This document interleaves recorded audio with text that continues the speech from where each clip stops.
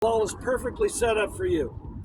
You can drive it, drop it, you can go cross court, you can hit it straight ahead, you can hit it in the middle. All those options. The idea for, let's say for me, is every time I get to hit the ball, is where do I hit the ball that prevents you from having those options? I want you to have fewer and fewer options every time you set up to hit. That means what? That it means that I defend a smaller area. I don't have to, when I'm on the defense, have to envision of covering straight, center. I have to move to one side or the other, hoping my partner moves with me. All of those complications occur. I'm trying to minimize that. And you, again, I've watched you play. You have the skill to do it. Do you have the discipline? And that's what we're going to talk about now, okay? So if we'll come on over here on this side of the court, I demonstrate later, people, come on over. Situation. We so often, we just dink back and forth to each other. And it makes it, we make it easy, right? This is simple. Well, maybe not.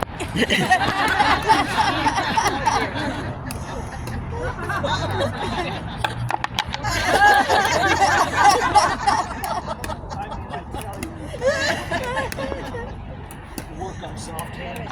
That's a great addition. No, it is a good exercise. All right, let's stop. All right, so if we're doing one-on-one, you want to get into the habit of doing two things. While I hit the ball, I want to be prepared in a situation where I've got my legs bent in an athletic position. I really don't want to kind of just stand up and wonder what's going to happen. Right, so if I get this dink straight across the court, what are the numerous options my opponent has in hitting the ball? To the side, Well, to let's the middle. take away the drive. I mean, for the dink, at least in the location. I agree with what you're saying. They could drive it, they could drop it, depending on how poorly I hit that dink. But let's say the location, if we're thinking dinks presently, right? They could put it in a corner.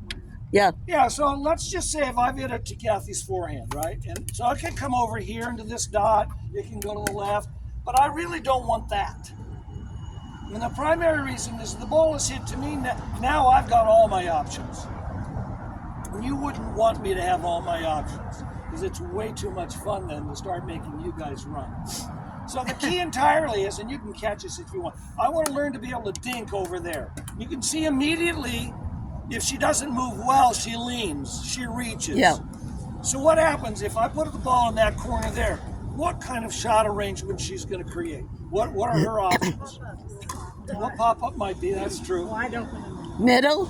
So right now, the odds of her hitting the cross-court dink over here are limited down to probably nothing, maybe 2%. Very seldom. The odds are likely that she's going to hit it in the middle. Yeah. Or hit it straight back to me or here. So on this side of the court. So all of a sudden, BJ and I, all of a sudden, we don't have to cover much court. All of a sudden, we've got this main area covered. That's exactly what I'm trying to get at. Now, let's say you get that ball back and you put it over to here, right? Go ahead. And you put it on this side in the court. And you put it on this side on the yellow dot. What immediately happens on this side? Same exact thing. If all of a sudden, but now if I do this right, meaning if I'm standing at this point and I move my feet correctly, footwork, I'm in a position now that I can do what? Lots of all my options. shots. Yeah. Instead of this, Yeah. where I really can't hit that corner. Now if I can slide, which is I'm going to tell you, we're going to do this on the court. You slide with your one foot that takes you to the middle and your out foot, your right foot out to the side. You do not start with the right foot, because then you bring your left foot and you still haven't gained the distance that you want. Everyone needs to be able to do this. I'm ready, I'll sit there, I slide here. Now I've got the straight shot.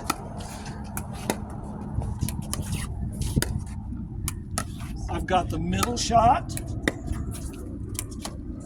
Like that too here, so that's good.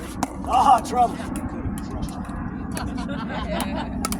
And then if I'm here, I've got the cross-court shot, okay? So all of these shots, yours, oh, no, good example. All of these shots I get because of the way I move my feet, not so much that I have any more skills than you. I just get to the ball and give me that opportunity to hit the ball in the normal space. This is abnormal. This is where you reach. This is where you're limited to what you can and cannot do. So if you're doing a drill, and let's just do it right now just with the two of us, I'm going to stand right here. And I want you to hit everything that goes to this dot. I'm going to alternate and go to each spot. And I want you to try to slide and get your movement down, okay? All right. Good slide. Yeah, and I don't care how accurate your ball is. It can be up a little. Good. So that kind of work is twofold. I get to practice locating my ball. She gets to practice moving her feet. Yeah. And we do that for 2 or 3 minutes while she's exhausted, and then we change it, where she gets to be standing at the dot, and she moves the ball from one side to the other, and I get to practice my footwork from back, my footwork from back. I'm always trying to move with the ball. Once you get this down, then when the game starts, and you can flip this, when the game starts, you should always be following the ball with your feet and your paddle. So if I hit the ball over to the V, if you want to just catch this, I will slide as the ball is traveling. I am not hitting the ball, watching the ball, and waiting for something to happen there. I did some film recently. V was included in this film. And it's very impressive to watch how often we hit the ball and wonder, well, what's happening? You guys have the skill to follow this. It isn't like you need a lot of speed. And it doesn't mean that you have to play like the players at the tournament on Saturday and Sunday. These 25-year-olds that hit and they move, they glide, literally glide across the court. They are not low. I will say they're more talented, but they spend way more time than we do at training. So the little time that we spend here, try to acknowledge, especially when you're doing some drills, doing drills that benefit your gameplay. So we do one-on-one. Well, now let's do 4 with one ball. Okay? And I want you to dink in locations. Now, V's got the ball right now, so she's got basically 4 locations to hit the ball. Straight ahead. And what's the difference between these 2 dots when she's hitting the ball from her forehand side? That would be lower for the yellow dot because. So here's where that center point becomes whose ball covers what, right? If she's hitting the ball, and I think that's orange, right? That's yellow. That's yellow is colorblind. So if she hits the ball to the orange, all of a sudden BJ is going to be kind of moving in this direction to take the ball. What do you think I'm doing too? I'm probably going there as well. And then we're deciding, okay, at the last moment, whose ball is it? The other shot to the yellow is it's at my back, it's my left leg, foot. So it may be more difficult for me to receive. BJ may not be coming over that far. But if I'm here already, what shot should V select? Over here? We've got that yellow dot over there. She's got the option to hit that. You can hit that ball 2 feet over the net. I'm not going to get it in the air. And that ball that's over there now, I've got to move quite a bit of a distance. So she's got 4 spots to pick. So in an arrangement like this, which I want you guys to do, is let's do a dink. Let's just dink here.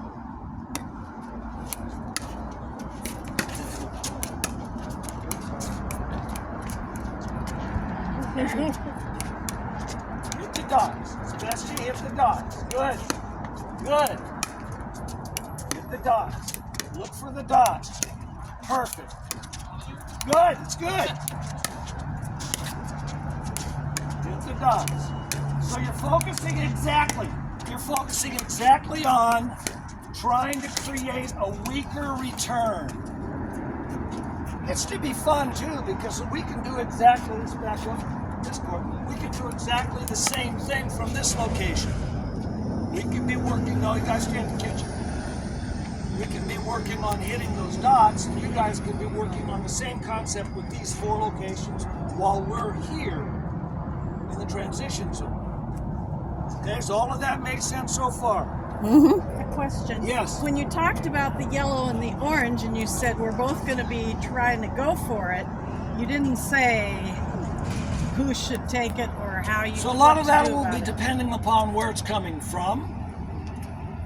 And we talked earlier about poaching, right? BJ may like to poach this if the ball's hanging up. But if the ball's coming from V on that side, I'm generally in the vicinity to cover the straight into this diagonal. We talked about that with being the X factor. I will cover both of these comfortably. No, I'm going to trade the position. So those would be, if the ball were hit over, and you can catch this if you want. If the ball is in V's hand right there, I've got to protect this straight space. I'm anticipating BJ to be there, covering this space in the center. Okay. If the ball is hit here, I may go for it. She also may say mine, which is fine, because I don't know how far over she's coming. Okay. But if V hits the ball and it floats up to here, here's an example of poaching, and I may have done this before. Reach out like from there, and reach out like you can poach it, right? I'm already at 2 feet in front of her if I can poach it. I'm really in front of her too. But I'm already, so I may take that ball out of the air, giving us an advantage to poach. What does that do though by having me come this way?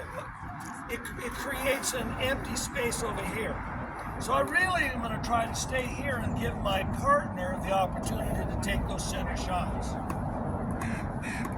And if I do poach here, my next shot should be in that direction. It should not be over here. Because if I bring it over here to V, V is going to go right down the line and I'm toast. If I hit it across court over here to Kathy, here what happens? We're in great position to cover our court. We don't have to move much. Okay? All right, so first things first with the drills, what I'd like you to do. One-on-one, and I want you to have one position where one player is staying in one position and hitting to the 2 locations, while the other person on the other side shifts. You can expand upon this by you going transition into the transition zone and doing the same thing. And you, if you were here, doing the same location, straight ahead and through the middle. Work on the process of location and work on your feet moving. You wonder why I go through so many pairs of shoes. I drag all the time, okay? Once you've done that, 2 balls going to. yep. So we will be doing our drills in this instance here, focusing on those 2 things, location of the shot, as well as movement. And trying to get that slide down each and every time, okay? Once you've done that, then do 1 ball for 4 of you and start to locate the ball. If you're dinking to your opponent, dead center, it's a bad shot. Yeah. It happens to all of us. Just do it less, and less. The more you move your opponents around, the greater opportunity you're going to have to get a weaker return. You're forcing their opponents to have limited success. Okay? Questions? All right, we're rolling. Okay. Grab a couple balls, get on the court.